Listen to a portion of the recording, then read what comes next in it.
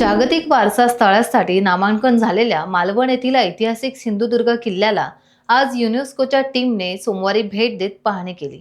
या टीमचे मालवण बंदर जेटी येथे प्रशासनाकडून तर किल्ल्यामध्ये किल्ला रहिवाशांकडून स्वागत करण्यात आले।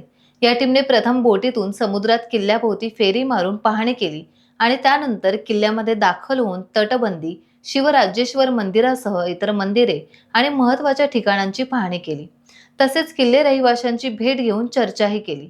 यावेळी पुरातत्व विभाग, जिल्हा प्रशासन, महसूल प्रशासन, सार्वजनिक बांधकाम विभागाचे अधिकारी, पोलीस प्रशासन तसेच वायरी भूतनाथ ग्रामपंचायत, शिवराज्येश्वर देवस्थान, किल्ले रहिवासी संघ, किल्ले सिंधुदुर्ग प्रेरणोत्सव समिती आणि यांचे पदाधिकारी उपस्थित होते। टाइम्स डिजिटलला लाईक करा, सबस्क्राइब करा, शेअर करा आणि बेल आयकॉन दाबायला विसरू नका। पाहत रहा टाइम्स डिजिटल।